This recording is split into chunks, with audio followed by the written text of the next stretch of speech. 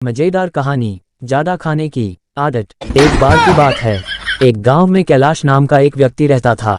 वह बहुत मोटा था, इसके साथ ही वह बहुत बड़ा पेटू था। वह अकेला ही बहुत लोगों का खाना खा जाया करता था, जिसके कारण गांव के कोई भी लोग उसे शादी पार्टी में न्योता नहीं देते थे। उसकी अधिक खाना खाने की आदत से उसकी बीवी मीना भी बहुत परेशान थी।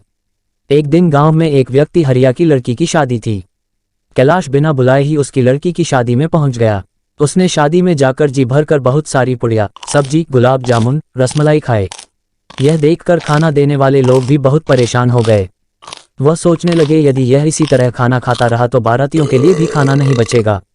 इसके बाद खाना देने वाले लोग हरिया को बुलाकर लेकर आए। हरिया ने कैलाश से कहा कि भैया अब बस करो, मेरी बेटी की शादी है। कैलाश ने बोला कि मुझे पता है कि तुम्हारी बेटी की शादी है, अब मैं केवल 3-4 डोंगे भरकर खीर खाऊंगा। आज मेरा पेट खराब है, इसके कारण मैं इतना कम खाना खा रहा हूँ। उसकी यह बात सुनकर सभी लोग हंसने लगे। खीर खाने के बाद में वह अपने घर चला गया। अगले दिन कुएं पर पानी भरने जाते हुए मीना को पता लगा कि उसके पति की इस खाने की आदत के कारण अब कोई भी अपनी दावत में कैलाश को खाने पर नहीं बुलाएगा। अगले दिन कैलाश को पता लगा कि किसान के बेटे की शादी है। इसके लिए वह तैयार होकर शादी में जाने लगा। जब उसकी पत्नी ने पूछा तो उसने किशन के बेटे की शादी में जाने के लिए बोला। जब मीना ने कहा कि उसकी शादी के लिए तो आपको नेता ही नहीं दिया, तब कैलाश कहने लगा कि शादी के काम में कभी कभी नेता देना भूल जाते हैं, इसका मतलब यह तो नहीं कि मैं शादी में ना जाऊं। कैलाश की बात सुनकर मीना का माथा ठनका, लेकिन वह कर ही क्या सकती थी। दूर से भी कैलाश को आता देखकर वहां पर कुछ लोगों ने एक लड़के को कहा कि जब कैलाश यहां पर आए तो उसको बोल देना कि बारात चली गई है। कैलाश के वहां पर पहुंचने पर उस लड़के ने वैसा ही कहा। कैलाश के बारात के जाने का रास्ता पूछने पर उसने कैलाश को गलत रास्ता बता दिया। उस रास्ते पर पहुंचकर कैलाश का नदी मिली, जिससे उसे पता लग गया कि उसे गलत रास्ता बताया गया है। इसके बाद में अपने घर चला गया।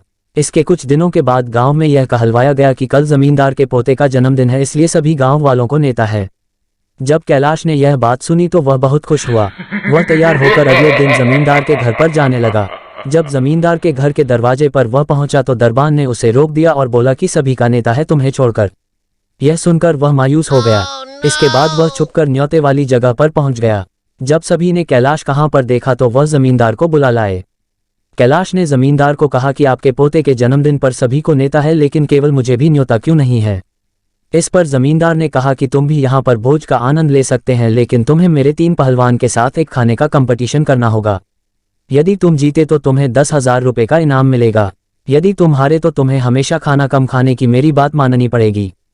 कैलाश इस बात पर सहमत हो गया। इसके बाद खाने का कंपटीशन शुरू हो गया। कैलाश और 3 पहलवान खाना खाने लगे। लोग उनको खाना दे देकर थक गए। अंत में कैलाश ने अकेले ही खाने के कंपटीशन में जमींदार के 3 पहलवानों को हरा दिया, लेकिन उसकी हालत बहुत खराब हो गई। जमींदार ने कैलाश पर 10,000 रुपये देते हुए बोला कि तुम अपनी हालत देखो, यदि खाना खाने पर ऐसी हालत हो जाए तो ऐसा खाना खाना क्या ठीक है। इसलिए अब से तुम लिमिट से खाना खाया करो। यदि तुम लिमिट से कम खाना खाओगे तो गांव के सब लोग तुमको खाने पर नेता देंगे। कैलाश जमींदार की बात मान गया, लेकिन अभी खाना खाने के कारण वह वहीं पर लेट गया, जिस पर सभी लोग हंसने लगे।